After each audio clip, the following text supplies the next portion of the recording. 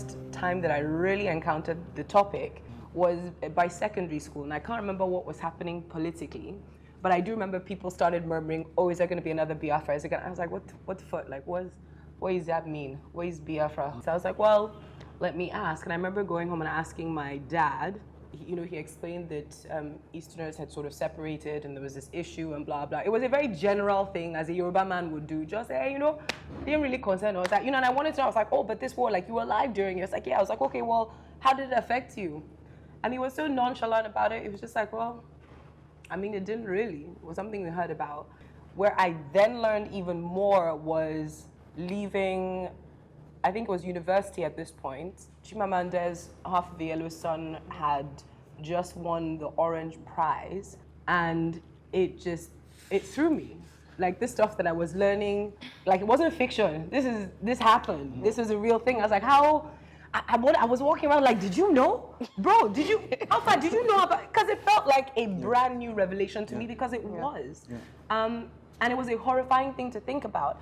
And then my stepma, she's from Asaba, and I was like, did you know about it? She's like, what do you mean did I know? Like, I'm on a council for reparations for what happened. She speaks about it every year. She talks so openly because she was 13 years old at the time this happened. She remembers moving from one part of the village to another and seeing things covered in white on the road, and their mother would usher them around. And it was only later on they realized that a lot of them were bodies. But when the massacre happened, they were there. Like, she watched this horrible thing happen, where she said, these soldiers marching. I remember even I get goosebumps thinking about it. The soldiers were coming around. When they came out, they saw that they brought out everyone from their homes. And they were sort of like in the square, and they were separating people left and right. And she remembers not being scared because she didn't think anything was going to happen. Like, the little boys would go up to the soldiers and ask them to show them the guns. The soldiers would show them, and they'd turn around and be separating the more grown men, or even the secondary school age boys, and they were shooting them.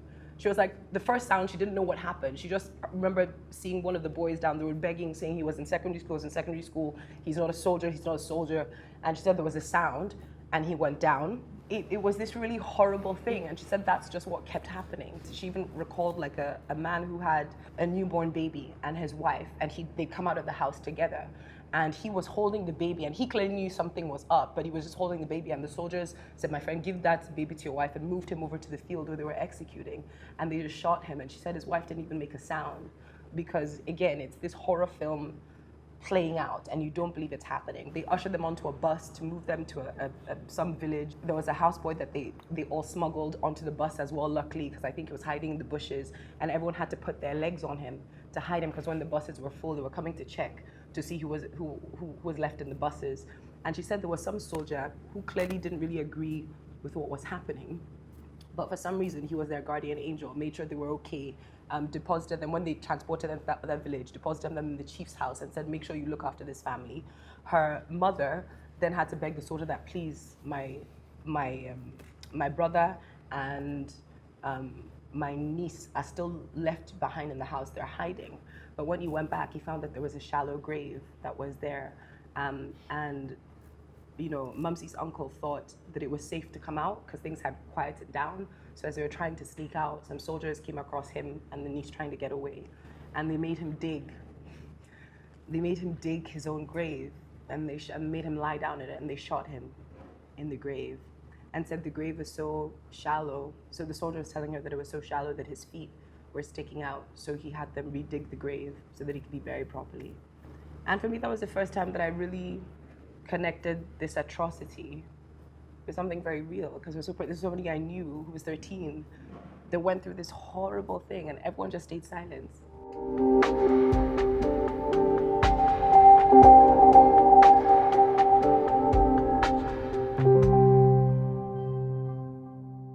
We have war criminals that are parading today. We're having parties for them up and down the place, and no one is saying jack shit, like it's cool. And I have to say that to me, this is very typical of the issues that we have underlying in this country anyways, where we see problems, we see things that are terrible, but because nobody wants trouble, we're all quiet. People are talking, but a large percentage of the Civil War heroes or villains, they're still alive. T.Y. Danjuma is still alive. He's one of the richest men in Nigeria. About my own experience, grandfather fought in the World War, and by default civil war. So Nice. by virtue of fighting the World War, her dad is a soldier. Her dad was a soldier and a king. He does the right thing. He goes back to his village and conscripts to fight the war. The war is over. He's alive. He comes back to Lagos.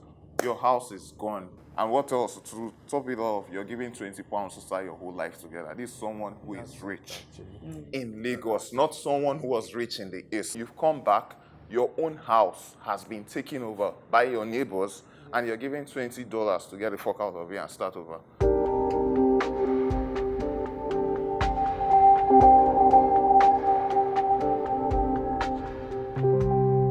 My first encounter with anything Biafra was when I was a very young boy. I had a friend called Emeka. So every evening we'd go to their house, then the father would just sit down in his wrapper and tell us, that's how soldiers will just come in, bust the doors, kill people, do all that stuff. So in my mind, at that time, I thought, Nigerian government, bad people. Igbo people, good people. They suffered. Then along the line, I grew up with that mentality. Then I got into the university, then we had to treat the civil war. Then, from the educational point of view, things changed. And I'm hearing, we're fighting for the sovereignty of Nigeria. We wanted to keep Nigeria one. So because we wanted to keep Nigeria one, people had to die and people had to suffer. Then I became confused. We don't have a foundation of historical knowledge for our kids growing up. The accounts are never always true. Sometimes the accounts are probably exaggerated. Sometimes they're underplayed or undersaid. I'm not going to say what the Nigerian government did was good or what the Igbos suffered was bad, or I'm not going to judge. But the truth of the matter is this. It's history. How do we move on? We're still a nation where we want to take one side as a whole truth, and it can never be. There's always going to be perspective. But when are we going to get to that point? Government is the problem. I don't believe it. No, I think you are the government. If you check the... hold on. You cannot absorb them of that. So, bro, I feel that our problem started from the government. Exactly. What makes up the government? The governments are made of human beings. Yeah. Listen, I agree. It's deeper than we think it is. To say government, it's because what we do when we do that is we remove ourselves. Exactly. And we are a part. We are very But that's good. the same thing he's doing when he says government is not the problem. You're absorbing the government of the problem. No, don't absorb the problem. Don't misunderstand. Remember that whatever your government is doing or not doing, we as a people can change it. Exactly. When we don't speak up, when we don't put pressure, nothing happens. I have to chip in here. Some of my grandfather's relatives, they kept accounts, history, books, and everything. They even had the opportunity to donate some of their books to research for the Half of a Yellow Sun movie. So my mom goes like, this movie is not going to get released in Nigeria. You know why? Because the people who got rich, the main perpetrators of this war, they're still alive. So you mean that you're going to allow these people come and screen a movie, painting them in a bad light? It's not going to happen. And I was like, no, we all have the internet. Like, it's all this information is now public information on the internet. That's not true. And true to our words, I think the movie took 1 year plus to come out in Nigeria. And when it came out, it was still censored in a few places. So it brings it back to this whole sweeping things under the table. We're not sweeping things under the table from our different points of view because we want to. I'm sweeping things, sometimes I don't want to have this conversation because, this person I'm talking to can fucking kill me tomorrow. I like that this documentary is named No Victors because I don't think anybody won the Civil War. Yes. So there might have been no victors, but there was certainly a vanquished, in my opinion. Definitely. Yeah, but if you have a vanquished, then you have a victor. Officially, it was no victors, no vanquished. But the vanquished knew they were vanquished. The victors parade themselves as the victors. And But officially, destroyed this is what... economically Yes. after declaring that, which is But like, does everyone believe that they were victors? Yes. I don't believe. So why would you consider the victor? Now, I'm coming. names. From... No, because there's the Nigerian government and then there are Nigerians. Yes.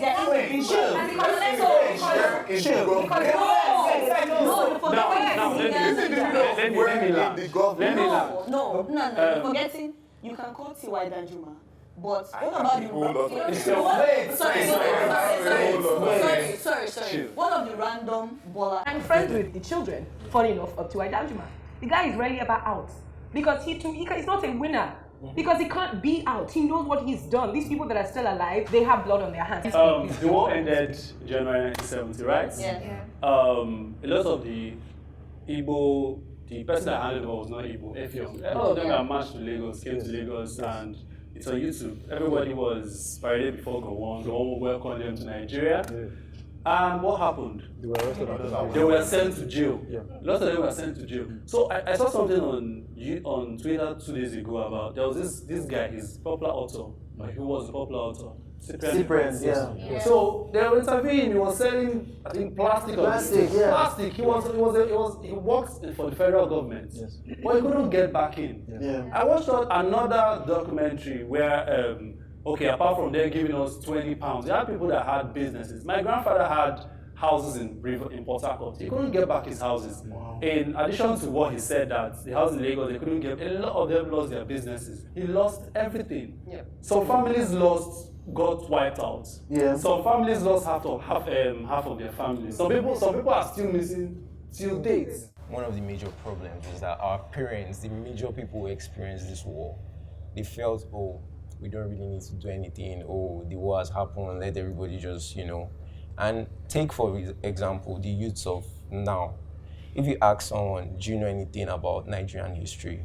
Can pick out like maybe 10% of Nigerian youths that properly know how Nigerian history came about. Most times they look at it that what's going on.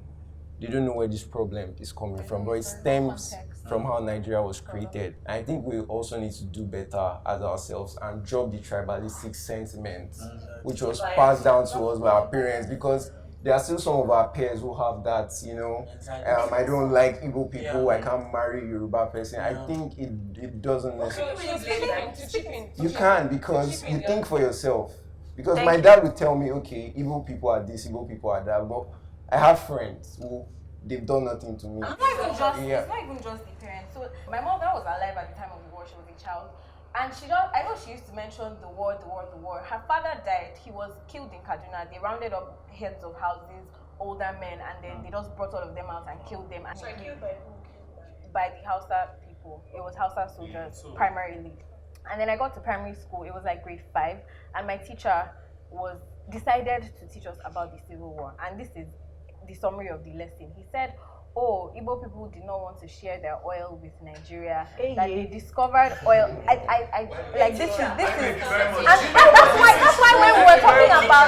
why when we were talking about curriculum, I felt like unless the curriculum is standardized, unless even the teachers are reorientated, we will continue having people teaching people nonsense. I knew that it was not true, and then I was trying to argue, but then when you're a child, why would you be arguing with your teacher? And then everybody in class, I was one of very few Igbo people in the class, and a lot of people didn't have that context. Because really, as a child, except your parents somehow had direct contact with the war, you don't get to hear about these things. So I remember something that happened that left me disillusioned.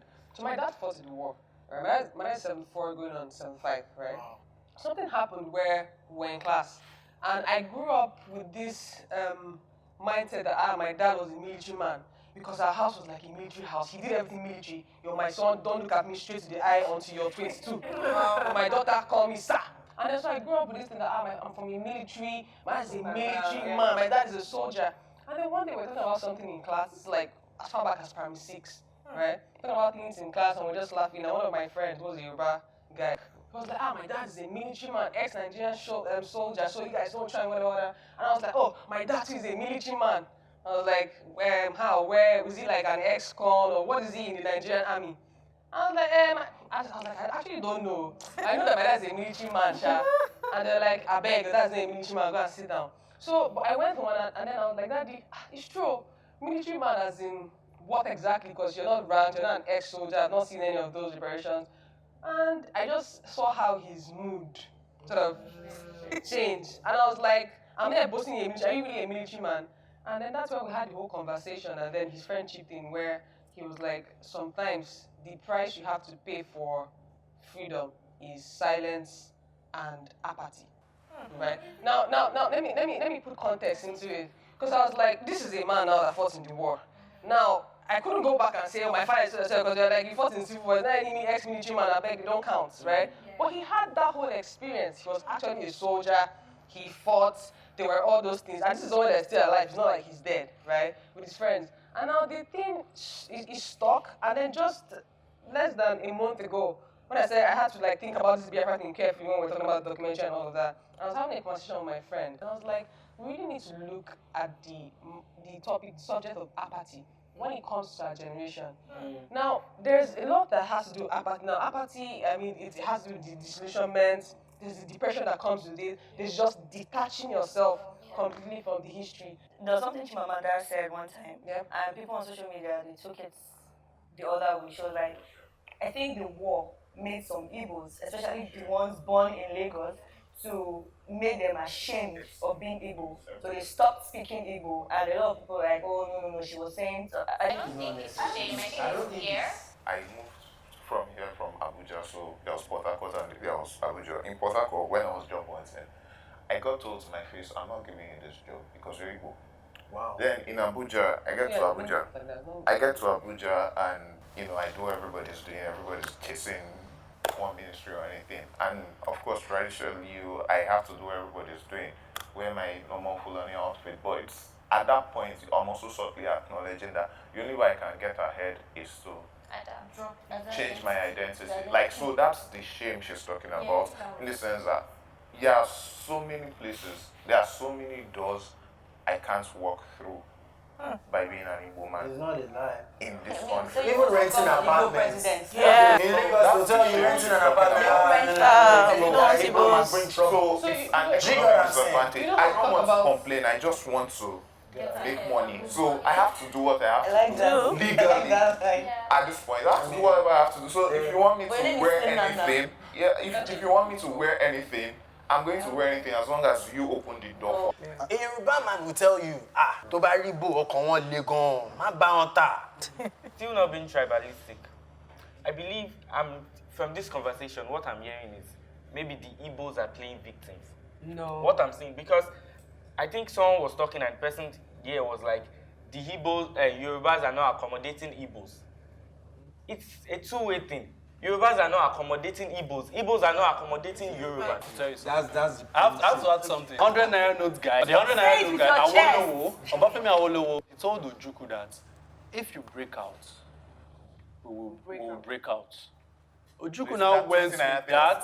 Ojukwu now went with that and broke away. You are now okay. You guys, these guys are allies. Even if they don't break away, they won't fight with the federal government.